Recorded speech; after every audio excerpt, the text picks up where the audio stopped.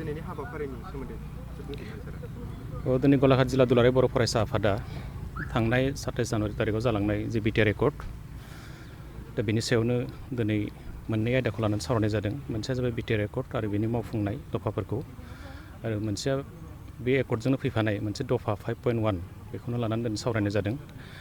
आरो दासिम आसाम सरकार भारत सरकारनि इनिसियेटिभआव बा बिथांमोननि नाजानायाव बिटिआर एकर्डनि गासै मोनद' जि दफा बेखौ मावफुंनाय जाबाय बियो। आरो बेखौनो दिनै नैबे हाबाफारिनि गेजेरजों गेवलां सावरायनायनि गेजेरजों दिनै आसाम सरकार भारत सरकारखौ दिनै बरायो, गोजोननाय फोरमायो। आरो बिथांमोनखौ फैगौ जि जों रायज्लायनानै मिथिदों, भारतनि गृह मन्थ्रि बिथाङा आसाम सरकारखौ मोनसे डाइरेक्सन हरदों जे 1 मासनि गेजेराव जेसेबांखिनि दफा दङ बे दफाफोरखौ मावफुंनांगौ। आरो आसाम सरकारनि जों CMजों रायज्लायदों, बेजों लोगोसे डक्टर हिमन्त बिश्व शर्मा बिथांखौबो लोगो हमनानै जों रायज्लायदों। जे बिथाङाबो खोथा होदों जिखिनि रिमेनिं जिखिनि दफाफोर दङ मावफुङै, दा बेखौ दुर्गा फुजा जोबनाय लोगो लोगो बिथांमोना मोनफा मोनफा बे दफाफोरखौ मावफुंनो होननानै खोथा होदों।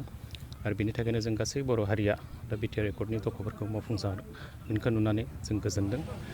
आरो बेजोंनो लोगोसे जि मोनसे दफा 5.1 बर' कसारि वेलफेयार अट'नमास काउन्सिल, बेबो दिनै दाखालि 7 तारिखआव आसाम एसेम्ब्लिनि जि मन्त्रि परिषदनि जि बिथांमोननि केबिनेटमोन, बै केबिनेटआव बेखौ अर्डिनेन्सनि गेजेरजों बारहोनायनि खोथाखौ जोङो दिनै बेयाव रायज्लायदों।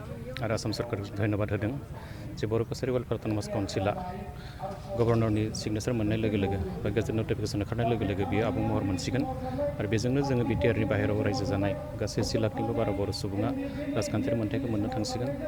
आरो बै मोन्थाइनि गेजेरजोंनो जि मोनसे एरेन्जमेन्ट जों मोनगोन, जि काउन्सिल मोनगोन, बे काउन्सिलनि गेजेरजों जोंनि बे ओनसोलाव रायजो जानाय बेनि राव हारिमु थुनलाइ, जोंनि रांखान्थि जौगानाय बे गासै बेब'स्थाया बेजों फैसिगोन। दा बेखौनो लानानै दिनै गलाघाट जिल्लानि गासै बर' सुबुङा दिनै गोजोनदों।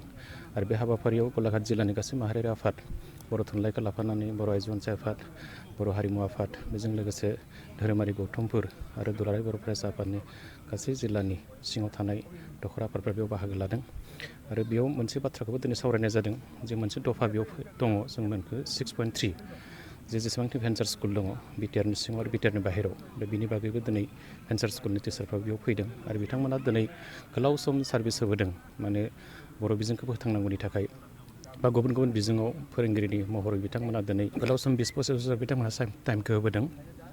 दा बिनि थाखायनो दिनै बिथांमोननियाव मोनसे आसा, मोनसे मिजिं आरो नैबे बिटिआर एकर्डनि गेजेरजों बिथांमोना फिन खेबसेबाव गावसोर फोरोंगिरिखौसो इसिबां दिन सार्भिस होबोबाय, बा दिनै मोनसे बिथांमोना गावसोरनि जोबनाय टाइमाव बा मोनसे नैबे बानाय टाइमावबो जे मोनसे दिनै मोजां मोनसे थासारि मोनफिनदों, जे बिथांमोना मोनसे गोसो फोरानो हाफिनदों जे बिटिआर एकर्डजों दिनै फोरोंगिरिफोरनि थाखाय मोनसे सुबिदा बेयाव फैनो नागिरदों। आरो बेनो जाबाय जे बिथांमोननि जि फोरोंगिरि हिसाबै जि मासि जाय बिबानावनो थाया मानो, सोरबा LP स्कुल, सोरबा एम इ स्कुल, सोरबा हाइ स्कुल, सोरबा कलेजनि, जे बिथांमोना दिनै गावसिनि जेनोखि भेन्सारनिफ्राय प्रभिन्सियेलाइज जानायनि जि लामा बिटिआर एकर्डआव बेखौ नेट बेसखौ लानानै जिखिनि रिकुवारमेन्ट बिदों, दा बेखौ लानानै दिनै फोरोंगिरिफ्रा गोजोननाय फोरमायदों। आरो गलाघाट जिल्लायावबो बेबायदि गोबां जोंहा फरायसालि दं, फरायसालिमा दं, जे बे फरायसालिमाफ्रा बे बिटिआर एकर्डनि 6.3 थानाय दफा मथे दिनै बे मावफुंजानायनि लामायाव, आरो बेखौनो लानानै फोरोंगिरि समाजाबो दिनै गोजोनदों।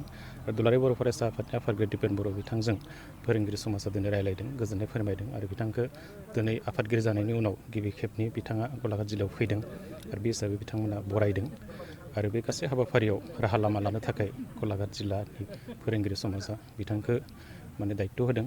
आरो बे हिसाबैनो दुलाराय बर' फरायसा आफादनि आफादगिरि बिथाङा खोथा होदों जे बिटिआर एकर्डजों फैफानाय बे 6.3 जे बेजों जाहाथे गलाघाट जिल्लानि गासै भेन्सार स्कुल आरो कलेजफ्रा फोरोंगिरिफोरनि जि मासि बेयो जाहाथे प्रभिन्सियेलाइज जायो, दा बेनि थाखाय जि राहा लामा लानो थाखाय खावलायदों।